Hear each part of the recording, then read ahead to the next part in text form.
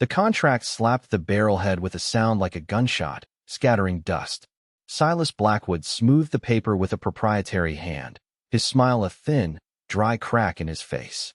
Around them, the town of Providence held its breath, a ragged circle of dusty hats and calico dresses, their faces tight with hunger and a mean, grasping hope.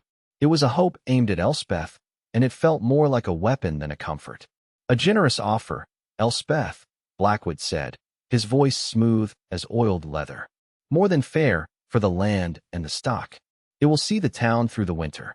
A woman alone can't be expected to manage a burden like this. His gaze swept over the crowd, a shepherd counting his flock. He was offering them salvation, and the price was her surrender. She looked not at him, but at the cheese. A single, magnificent wheel sat beside the contract, its rind a pale, dusty gold. It was the only thing of substance in the heat-shimmering yard. It smelled of clover and patience, of cool earth and the slow turning of seasons. Her hands, resting on the worn wood of the table, did not tremble. They were broad, calloused, and knew the heft of milk pails and the ache of a shovel. They were hands that had built this. Blackwood mistook her silence for weakness. Sign the paper. Be the hero Providence needs. He pushed a pen toward her. The town leaned in. She could feel the weight of their empty bellies, the fear that curdled their judgment. It was the 4th month of the drought, and the world had been baked down to its bones. 6 months earlier, the laughter had been the loudest thing in the valley. It rolled off the auctioneer's block in waves, a chorus of scorn from men who knew cattle. Elspeth stood alone, her hands clasped tight, her worn dress a smudge of gray against the boisterous crowd. On the block was the last lot of the day, the culls from the Red River Dairy.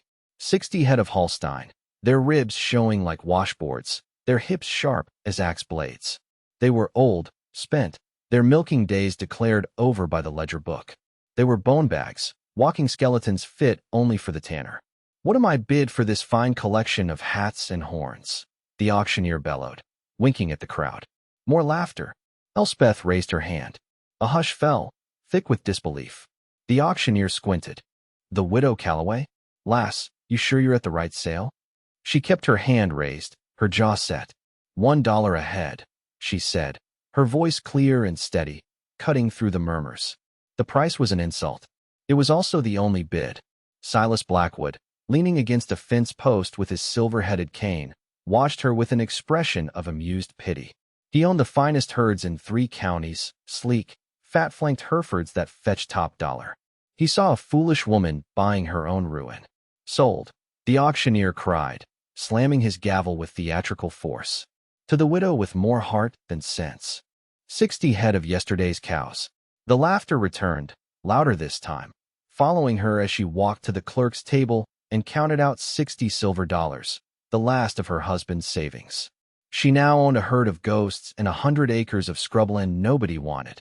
As she stood by the gate, waiting for the slow, shambling procession of her new charges, she did the arithmetic in her head for the first time. The arithmetic of survival.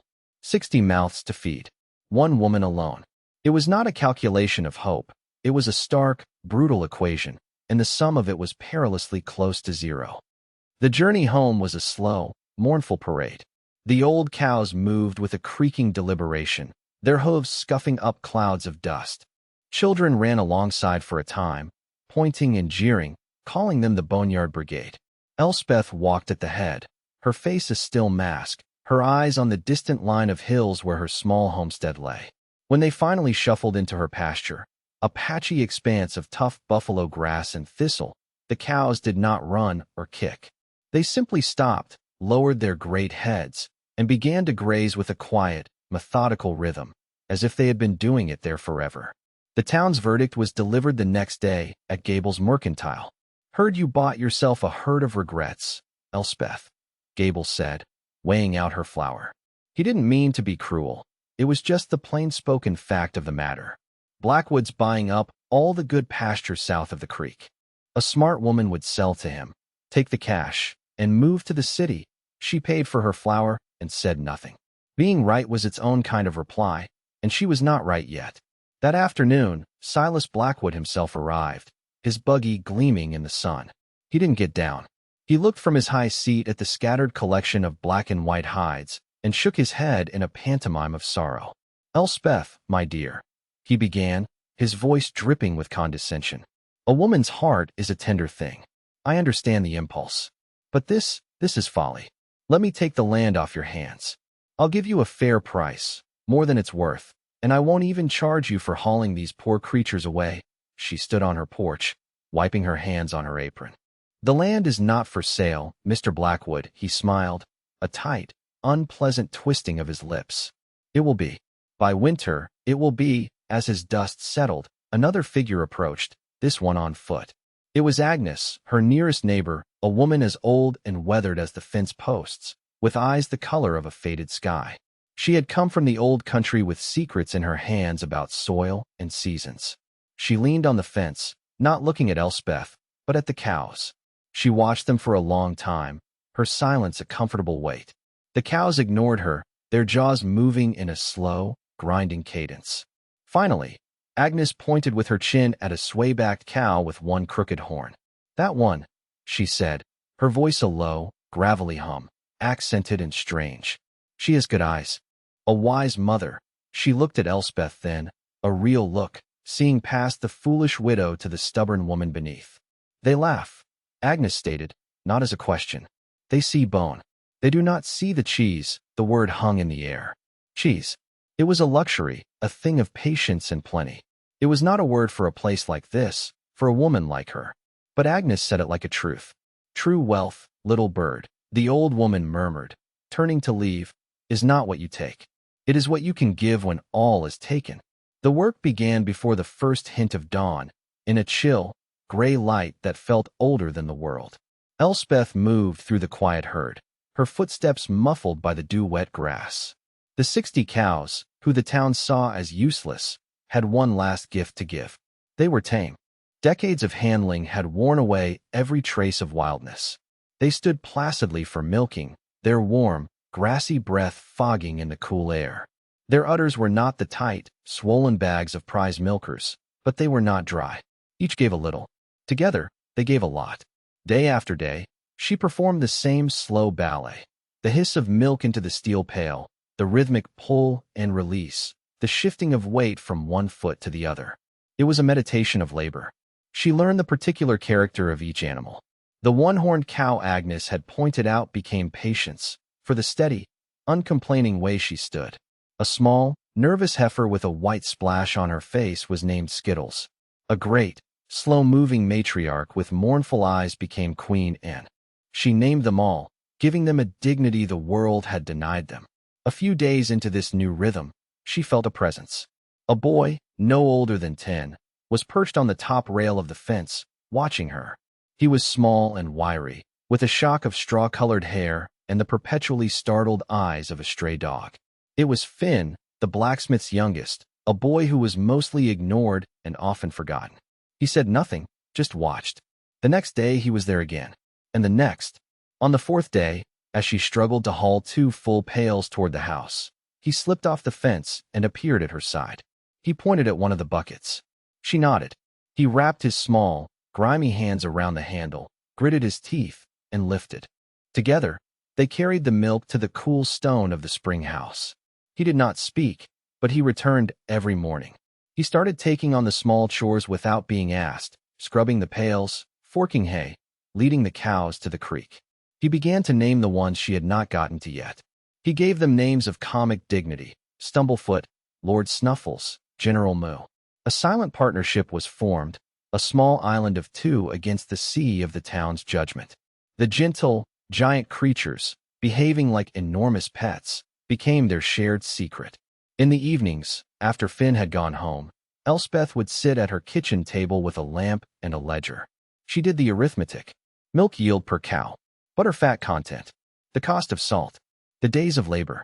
She was not just counting. She was plotting a course, navigating by the hard, bright stars of fact. She was building an arc of numbers while the world outside waited for the flood of her failure. The spring house was too small, too warm. Cheese needed a consistent coolness, a cellar dark that breathed moisture. It needed a cave.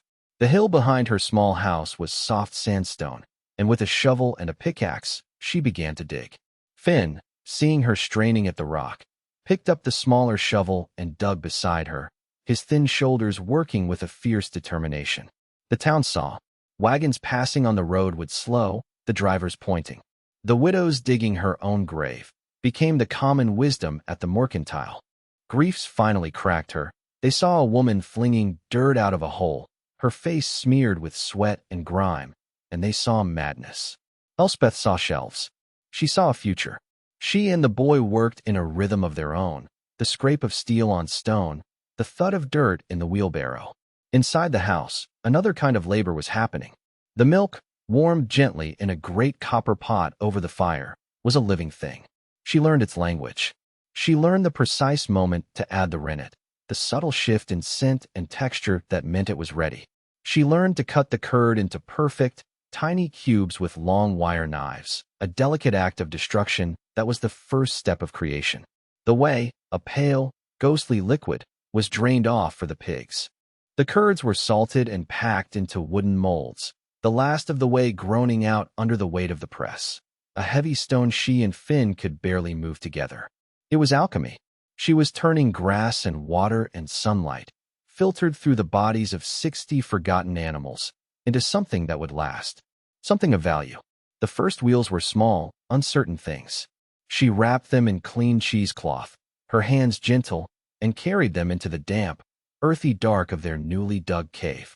She laid them on the rough-hewn pine shelves like sleeping children. This was the secret. This was the answer to the town's laughter. She banked her hope here, in the cool, silent dark, like a coal buried under ash, waiting for the right moment to be fanned into flame. She was not just making cheese. She was building a fortress against the winter, a wheel at a time. Every evening, she would take a lamp into the cave and inspect her growing hoard, turning each wheel, wiping the rind. The air smelled of damp stone and something else, a sharp, nutty, promising scent. It was the smell of patience paying its first dividend. By the time the Queen Anne's lace frothed along the roadsides in late June, the first wheels were ready. They had been aging for 3 months, growing a fine, dusty rind, their interiors hardening from soft curd to firm, pale gold. The arithmetic told her it was time. With Finn watching, his eyes wide, she carried one of the first wheels into the kitchen and placed it on the table. It felt heavy, dense with purpose. She took a long, clean knife and sliced it through the center. The blade cut smoothly, and when she pulled the two halves apart, a scent filled the room, sharp and creamy, with a hint of the pasture's wild herbs.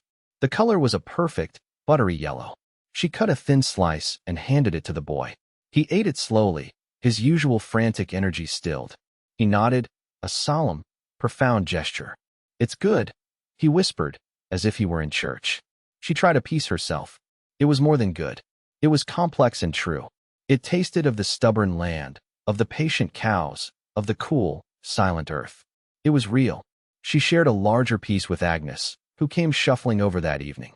The old woman held it to her nose, inhaling deeply before taking a small bite. She chewed for a long time, her eyes closed. She swallowed, then opened them. They were shining. "This," Agnes said, her voice thick with emotion. "This is truth in your hands." The next morning, Elspeth wrapped 2 of the finest wheels in damp cloths, packed them carefully in a crate of straw, and hitched her old horse to the wagon. She drove east, away from Providence, toward the city. It was a full day's journey. She went not to the market, but to the back door of the finest hotel, the Grand Excelsior, and asked for the chef. A tall, severe man with a thin mustache and a stained white apron eventually appeared, looking annoyed. "What is it?" he snapped in a thick French accent. She held out a small, unwrapped piece of the cheese. "For you to taste," he scoffed but took it, perhaps intrigued by her plain-spoken audacity. He sniffed it, broke it, and finally placed a crumb on his tongue. He froze. His eyes, which had been hard and dismissive, widened in disbelief. He took the rest of the piece and chewed it slowly, his head cocked. He looked at her, then at the cheese, then back at her. "Where did you get this?" "I made it impossible. This is the cheese of my home." Of the mountains, he took the 2 wheels from her crate, weighing them in his hands. "How much?" she asked, her heart pounding. He named a price that made her gasp. It was more money than she had seen in a year. "And," he said, his voice now urgent, I will buy every wheel of this quality you can bring me. Every single 1 inch driving home under a sky full of stars, the coins heavy in her pocket. Elspeth did the arithmetic again. This time, the numbers added up to hope. She kept the arrangement with the chef a secret. Once every 2 weeks, she made the long journey to the city, her wagon loaded with carefully packed wheels of cheese, and returned with coin. The money went into a loose stone in the hearth, a growing hoard against the coming winter. But secrets have a way of seeping out. Gable, at the mercantile, noticed she was no longer buying on credit. He saw the new shovel heads, the sturdy copper pot, the bolts of fresh cheesecloth. Business must be picking up at the old Callaway place, he'd remarked to his customers. The whispers started. What was she doing out there? Where was the money coming from? Some speculated she'd found her late husband's hidden savings. Others imagined wilder things. No one imagined cheese. Silas Blackwood heard the rumors. He saw her wagon pass, heading east, and noted its return, sitting lower on its axles. He was a man who believed all value was visible, in fat cattle, in sprawling acres, in tall stacks of hay. Her quiet prosperity was an anomaly, a puzzle that irritated him. It did not fit the equation he had written for her, the one that ended in ruin and her signature on his deed. He began to ride the fence line of her property more often, his eyes scanning for the source of her mysterious success. He saw only the same 60 skeletal cows, the same patchy grass, the same woman and boy toiling in the yard. It made no sense, and that angered him. At the same time, something else was changing. The sky. Day after day it dawned a hard, unforgiving blue, empty of clouds. The spring rains had been light. The summer rains never came. The sun beat down, bleaching the green from the land, turning the lush pastures of the valley into brittle, yellow straw. The creek that bisected Elspeth's land shrank, pulling back from its banks, leaving cracked mud to bake in the heat. The deep-rooted thistle and burdock her cows favored seemed immune, their taproots finding moisture far below the surface, but the fine grasses on which Blackwood's prize herds depended withered and died. Agnes would stand on her porch in the evenings, staring at the western sky, a sky that offered no promise, only a deeper shade of emptiness. She would sniff the air, her nostrils twitching. One evening, as Elspeth passed, the old woman spoke without looking at her. "The earth is thirsty," she said, "and men with too much soon learn what it means to have nothing." It was not a warning. It was a prophecy. The heat was relentless, a physical weight. The air grew thick with the smell of dust and despair. The arithmetic of the valley was about to be recalculated.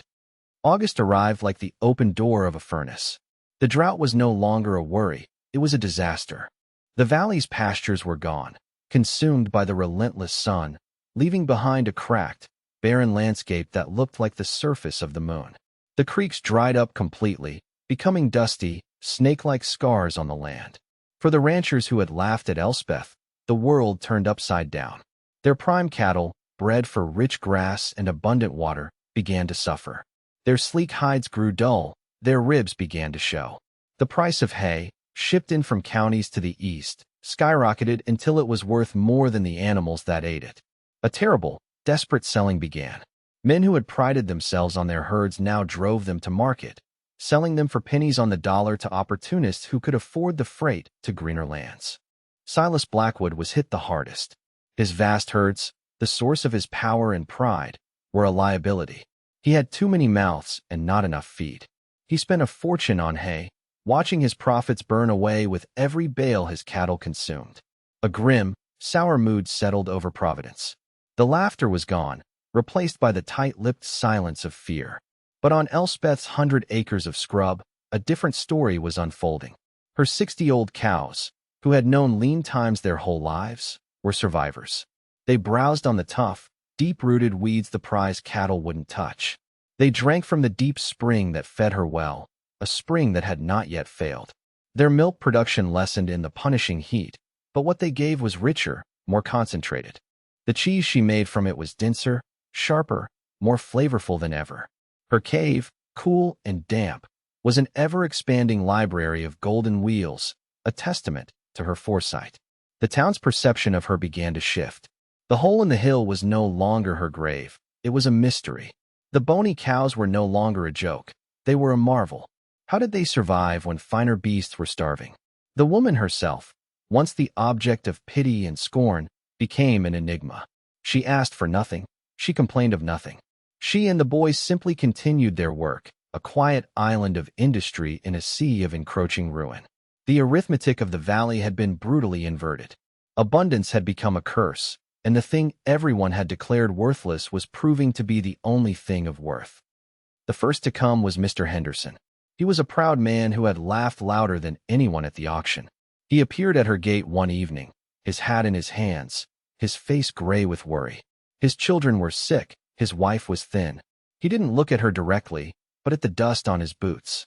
"Ma'am," he mumbled, the word tasting like ash in his mouth. I was wondering if you might have any hay to spare.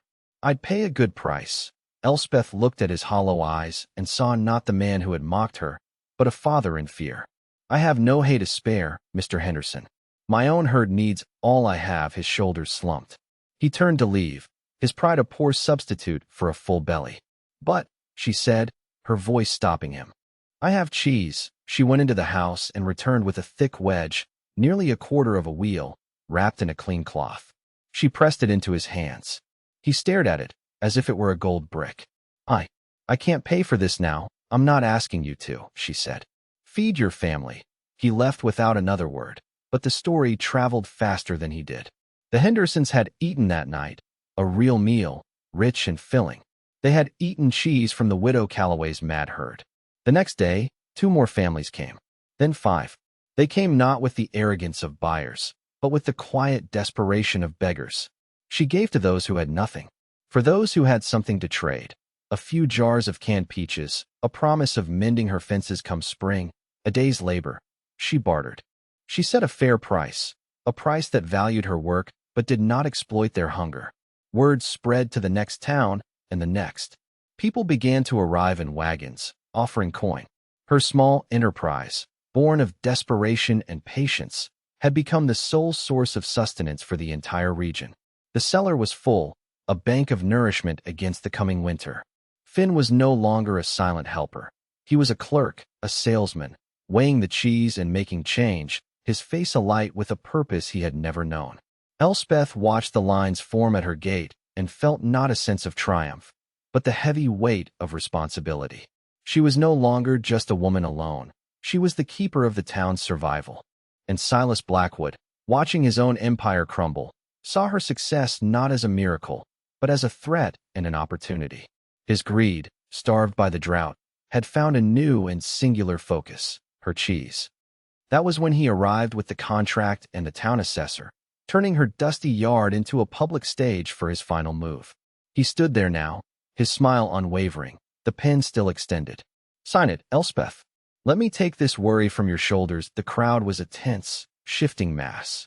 Their loyalty was a fragile thing, torn between the memory of her generosity and the raw, immediate promise of Blackwood's offer. He promised security. He promised to manage the distribution, to ensure everyone got a share. He was offering them a warden, when what they had was a neighbor. Elspeth looked past him, her gaze falling on Finn. The boy stood near the cellar door, his arms crossed, his face a thundercloud of protective fury. He looked from Blackwood to her, and in his eyes she saw the reflection of her own resolve. She finally met Blackwood's gaze. "The price for the cheese is $1 a pound, Mr. Blackwood, payable in coin or in labor to the town. You are